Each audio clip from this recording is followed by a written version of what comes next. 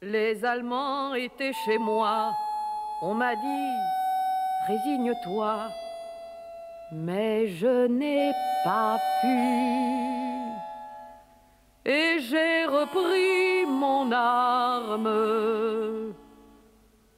Le vent souffle sur les tombes. La liberté reviendra. On nous oubliera. Nous rentrerons dans l'ombre. En fait, je m'ennuyais un petit peu. J'attendais qu'il arrive quelque chose. En classe, j'étais assez chahuteuse. Et la vie était un peu à la fois compliquée parce que je me faisais attraper des deux côtés et puis en même temps je trouvais qu'elle manquait de piquant. Et quand la guerre s'est déclarée, eh bien j'étais assez contente et j'ai dit à ma grand-mère enfin la vie va changer. Elle était très fâchée parce qu'elle avait vécu la guerre de 14 et elle savait que... Mais pour moi la guerre c'était une grande aventure héroïque avant d'être autre chose. Je ne sais pas pourquoi, je pense qu'on nous enseignait l'histoire pas du tout comme aujourd'hui. On nous enseignait des grands événements où la France était une nation merveilleuse. On nous parlait des grands hommes. Moi, j'ai adoré Vercingétorix, du Guesclin et d'autres. Et je pense qu'on s'identifiait à ces héros. Nous devions nous marier en septembre 1939. Et tout était en train de se préparer dans notre maison familiale à la campagne. Quand Joseph est arrivé le soir en disant qu'il fallait absolument que notre mariage ait lieu immédiatement, le soir même, car il était mobilisé avant la mobilisation générale, et en tant qu'officier d'active, il était mobilisé parce que la situation internationale était très grave. Et puis, à un moment donné, nous étions dans la rue tous les deux et nous avons vu arriver vers nous un de ses camarades qui avait un visage bouleversé, très grave, et qui nous a dit « c'est la guerre ». C'était une nouvelle tragique. C'était la foudre qui tombait sur nous. Ça voulait dire aussi pour nous la séparation.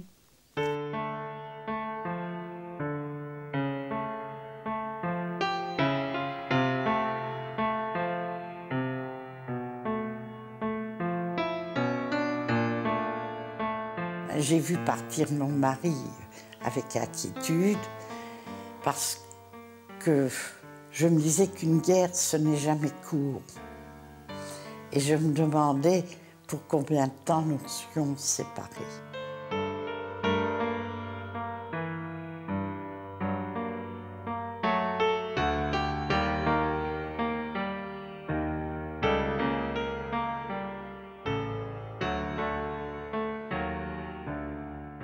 C'était notre principal sujet de conversation, c'était nos maris, les leurs qui partiraient peut-être au loin du jour au lendemain, ça pouvait arriver, et le mien qui était déjà loin.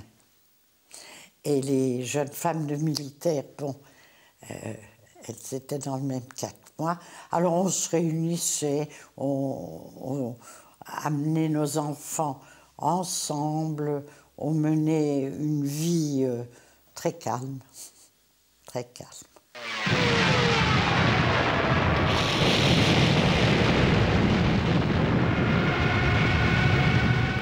Et puis tout à coup, le mois de mai est arrivé et à ce moment-là, nous avons commencé à voir arriver les réfugiés de Belgique, puis du nord de la France et ensuite de plus en plus près de nous. Et à un moment donné, les gens du village sont venus trouver mes beaux-parents pour leur dire « Écoutez, il ne faut pas rester, il faut partir ». Et on a décidé de partir tous ensemble.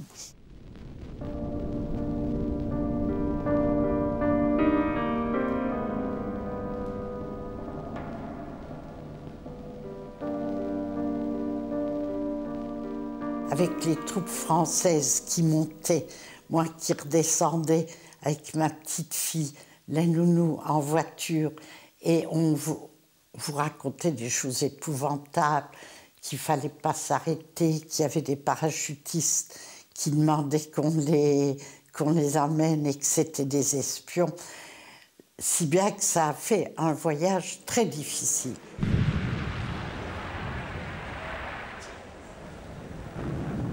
Dans cette foule dont nous faisions partie, il y a eu de Stuka, des avions allemands qui ont survolé un moment. Et moi, je me suis dit tout de suite, j'ai vu la croix gammée sur leur ventre, je me suis dit, ils ne vont pas tirer, nous sommes de pauvres gens complètement sans armes. Évidemment, ils ne vont pas tirer. Mais au contraire, ils ont tiré. Et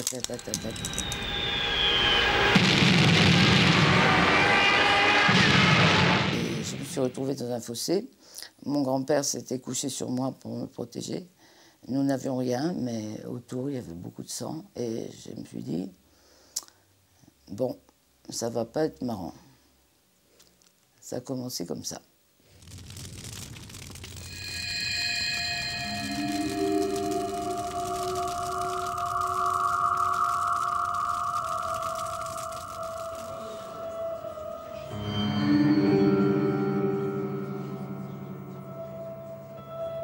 Non, la première claque que j'ai prise, c'est quand je suis allée recevoir les réfugiés. Moi, je faisais partie du scoutisme, on a demandé que les scouts aillent recevoir les réfugiés. Et moi, je suis partie enchantée, en laissant mes camarades sur leurs devoirs. Et j'ai été très, très choquée de voir ces gens malheureux, ces gens qui, tout d'un coup, la détresse, la misère, tout le cortège qui suit la guerre, ça m'a sauté aux yeux. On leur servait une soupe dont j'aurais pas voulu. Et on se penchait sur leur malheur, on était très gentils, sans se douter qu'une semaine après, c'était nous qui allions partir sur la route. Les troupes allemandes descendaient vers le sud par la route nord-sud qui passait le long du jardin. Et chaque fois que ces colonnes de l'armée allemande commençaient à apparaître, et souvent à s'arrêter parce que nous avions une grille sur la route. Ma mère était très, très violemment opposée à tout ce qui passait. Enfin, la première chose qu'elle faisait, c'était de fermer les volets en signe de deuil.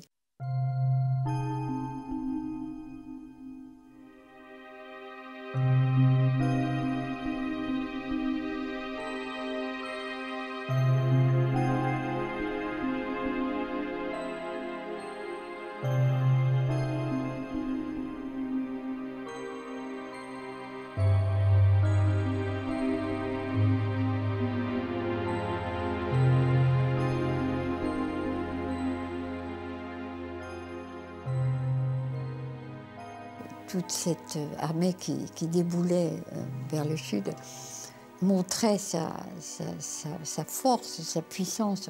Il y avait vraiment une affirmation de la force. On peut imaginer d'ailleurs leur état d'esprit. C'était quelque chose, même pour eux, probablement de complètement inattendu. Ça a été vraiment l'horreur, sans savoir exactement sous quelle forme elle allait se concrétiser. Le plus terrible, ça a été l'annonce de l'armistice. Je crois franchement que mon enfance s'est terminée ce jour-là. Mon grand-père, qui était un homme assez terrible, on l'appelait entre nous l'empereur, il était impressionnant, s'est écroulé en sanglots, mais épouvantables. Alors, ça nous a beaucoup impressionnés. En plus, la France, qui était invincible, puisque mon père et mon grand-père avaient été invaincus, la France de 14, la voilà qui pliait le genou devant Hitler.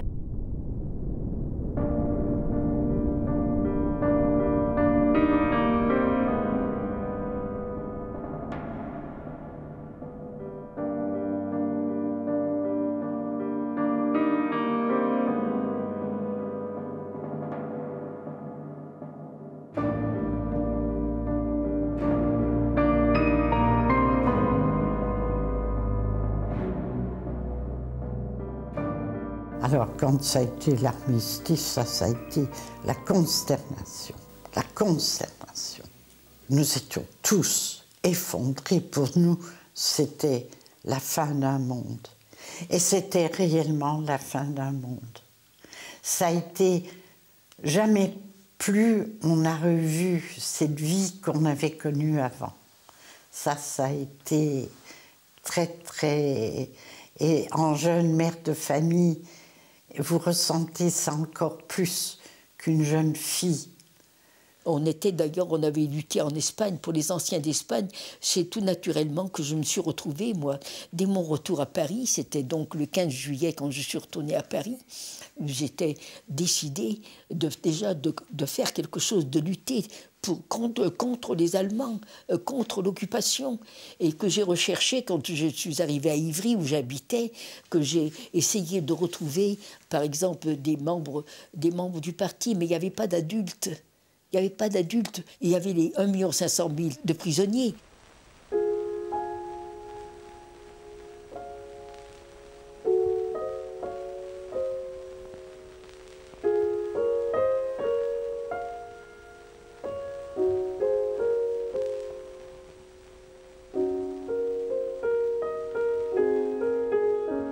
Dans toutes les familles, c'était l'angoisse, soit dans notre cas, pendant 2 mois, de ne pas savoir si Joseph était mort ou vivant. Et à partir du moment où on savait qu'il était vivant, c'était déjà tout de même un soulagement. Alors j'ai fini par le retrouver à Saint-Dizier. Et ce sont les habitants de la ville qui m'ont dit que les prisonniers étaient enfermés dans un collège. Le lendemain, je suis revenue, j'ai appris que tous les prisonniers étaient partis pour Chaumont. J'ai été à Chaumont. Et là, les conditions étaient très différentes parce qu'ils étaient enfermés, très nombreux. Alors j'ai crié son nom. J'ai entendu qu'on le répercutait de caserne en caserne. Et puis je l'ai vu surgir de l'autre côté de la grille. Et là,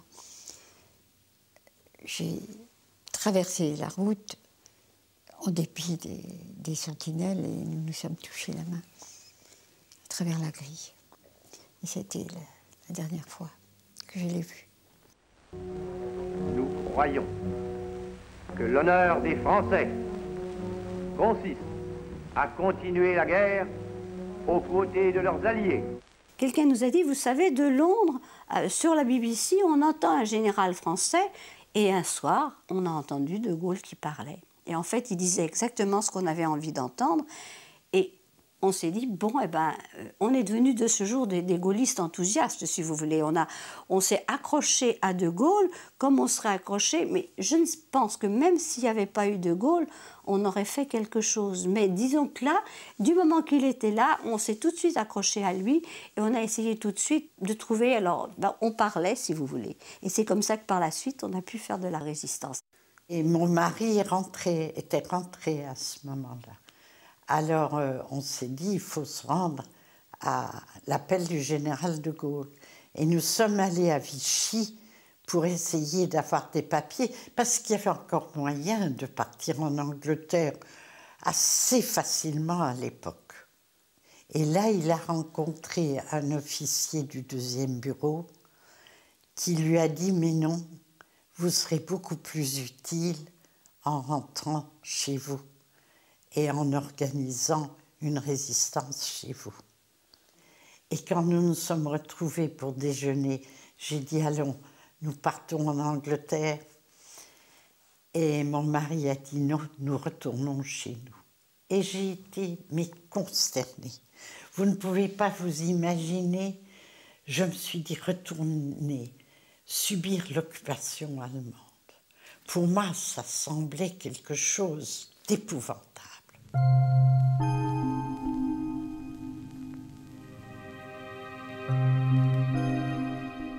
C'était la nuit, il n'y avait plus de gare, il n'y avait plus de ville, tout était en ruine. Il y avait ces soldats étrangers qui étaient peut-être pas plus méchants que d'autres, mais qui parlaient pas ma langue et puis qui étaient là. Et j'ai voulu, sur le conseil d'une personne qui était là, aller trouver la Croix-Rouge pour avoir un brancard pour mon grand-père. Et j'ai dû traverser ce rassemblement de soldats et enjamber leur corps parce qu'ils étaient en train de dormir sur leur sac. Et naturellement, ils ont fait comme tous les soldats du monde, ils ont voulu s'amuser avec cette petite jeune fille qui avait une jupe à fleurs et des cheveux dans le dos. Et je ne dis pas qu'ils ont voulu faire plus, mais moi j'ai eu peur.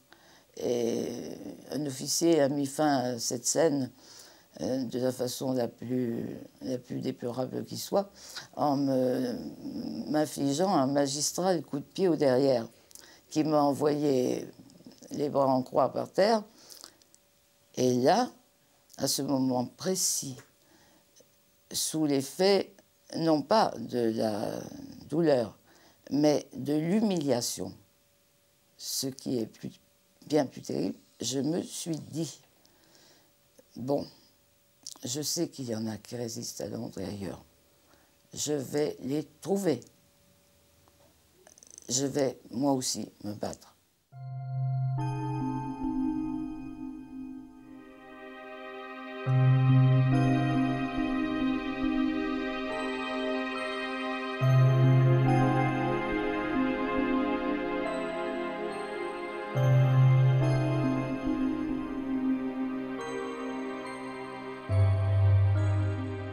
Quand on voit des gens occuper tout notre pays, c'est quelque chose de terrible, hein, de voir ces gens qui s'installent, qui sont comme chez eux, et nous qui n'avons plus le droit de rien faire.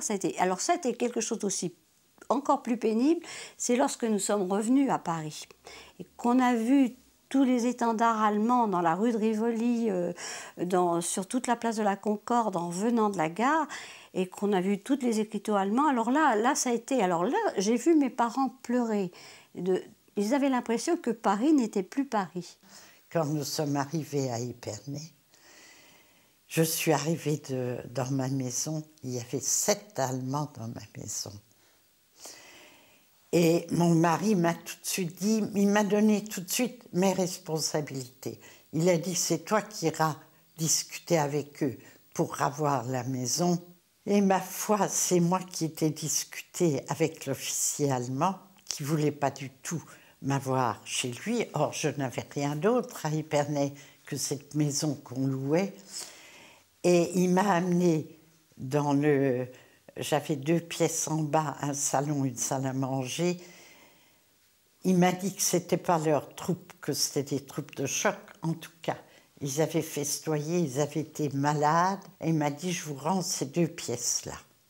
Et une pièce pour la petite fille qui était propre, qui était au premier. La petite fille et la nounou. Et il a cru que j'allais refuser. Et j'ai dit, ben, je vais nettoyer. Et j'ai accepté. Si bien que j'ai cohabité avec eux pendant 7 mois, je crois. Je les confinais dans leur chambre. J'avais dit dès le début, j'ai mes appartements, vous avez les vôtres, on ne va jamais les uns chez les autres. Il fallait quand même à la fois être sévère et digne, mais être aimable. J'ai toujours été aimable et polie.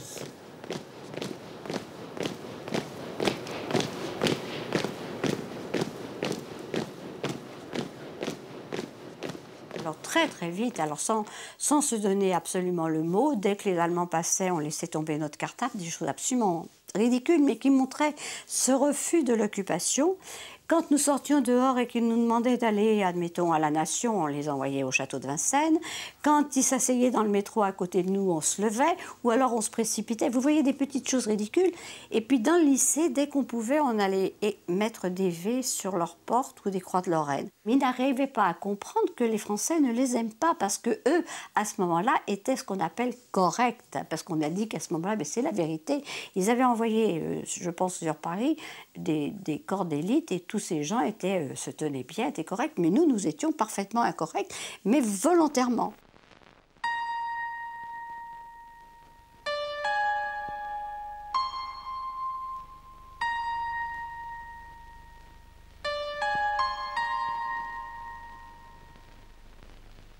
Quand Travail, Famille, Patrie est arrivé, mon père à table nous a dit mais le travail en lui-même ne signifie rien, si on ne sait pas pourquoi on travaille.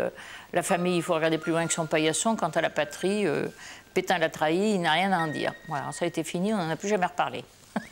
D'abord, sa voix, c'était une voix de vieillard géniarde, et j'ai trouvé ça insupportable. J'ai plus du tout pu écouter. Puis cette manière de nous culpabiliser, soyez sages, taisez-vous, c'est votre faute, je m'occupe de tout. Alors moi, ça, c'était insupportable pour moi. L'histoire dira plus tard ce qui vous fut épargné. Bien sûr que la zone libre n'était pas libre, mais on avait quand même des possibilités qui n'ont pas eu en zone occupée. On a pu se regrouper, commencer à se mettre d'accord, commencer à s'organiser. On parlait assez librement, en faisant attention, mais enfin, on n'était pas... on a compris, quand on a eu la Gestapo et plus tard la milice, la chance qu'on avait eue les 2 premières années. Le maréchal Pétain avait dit que les prisonniers de guerre ne reviendraient, qu'on ne les garderait pas, en Allemagne, mais qui seraient rendus, qui rentreraient. Alors là, on faisait signer, on s'était procuré des adresses des femmes dont le mari était prisonnier de guerre. Et nous avions donc nos amis qui elles-mêmes avaient leur mari comme prisonnier de guerre, donc c'était un contact immédiat. Alors on allait avec les premières pétitions, on allait dans les délégations pour dire voilà, on veut connaître, on veut savoir quand c'est que nos maris vont revenir. C'était la promesse qui avait été faite. Bon, quand ça n'était pas fait, on a refait des listes de pétitions pour connaître les adresses, les stalags, qui en aident à savoir au moins où ils sont, où ils se trouvent maintenant. Tout le monde signait, ça a été très populaire. Je disais que ça, c'était presque une chose que l'on faisait presque ouvertement. Parce que c'était les femmes de prisonniers de guerre, et que toutes, elles étaient prêtes à faire tout ce qu'elles peuvent pour avoir des nouvelles de leur mari. J'étais rentrée dans une association qui groupait des jeunes femmes dont il y avait une équipe qui était nous avions perdu notre époux et on réfléchissait à nos devoirs de chrétiens vis-à-vis dans cette situation. Et j'ignore tout à fait ce que j'ai pu dire, mais je l'ai dit d'une manière tellement énergique, je dirais que ça a été pour le point de départ de mon engagement dans la résistance. Non pas de mon engagement moral et psychologique, parce que ça, je l'ai eu dès l'invasion, mais mon engagement pratique. Peu à peu, quand il y avait par exemple ces manifestations, j'ai dit pour les prisonniers de guerre, n'est-ce pas, mais après c'était pour le ravitaillement.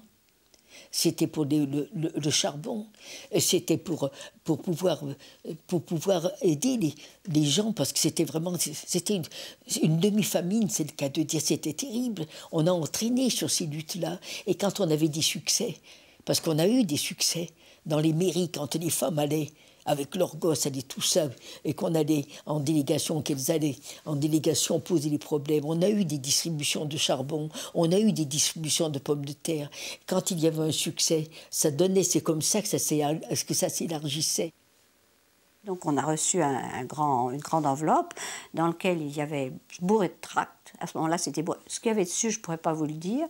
On a reçu ça avec simplement un papier, un truc tapé à la machine, recopié et distribué. Et donc c'est ce qu'on a fait. Même mon tout jeune frère, tout le monde recopiait ça, et puis on mettait ça dans des enveloppes. On l'envoyait à certaines personnes que l'on savait.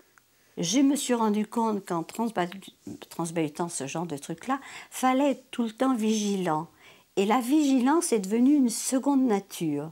Vous voyez, dès ce moment-là, j'ai fait très attention. C'est-à-dire qu'au lycée, je continuais à faire comme tout le monde, mais jamais personne, jusqu'à ce qu'on soit arrêté, ne s'est rendu compte de ce que je pouvais faire.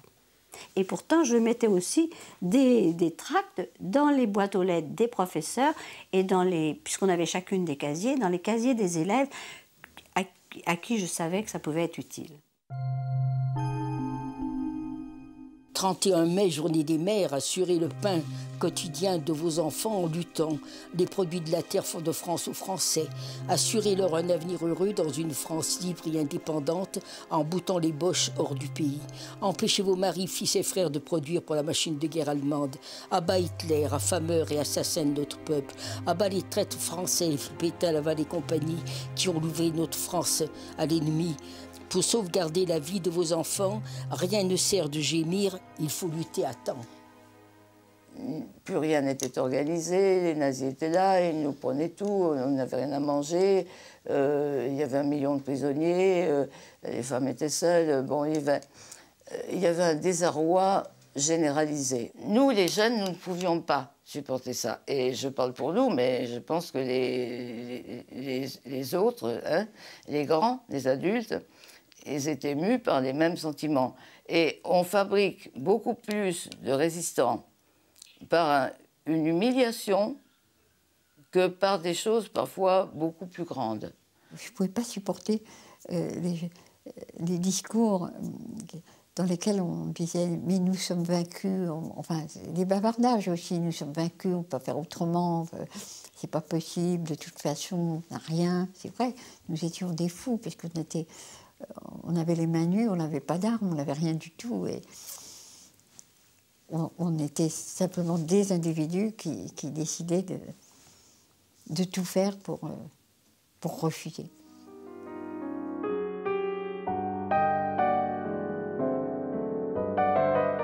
Ici, c'était donc les noms des premières qui avaient été arrêtées.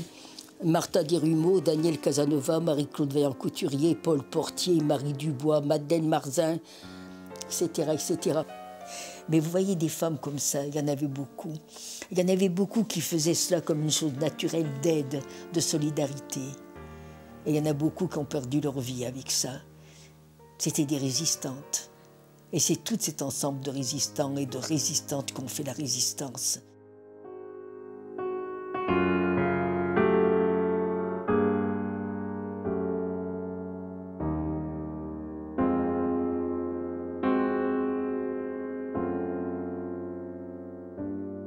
Ces femmes qu'on envoie aux lointaines Bastilles, peuple, ce sont tes femmes, tes mères et tes filles. Leur crime au peuple, c'est de t'avoir aimé.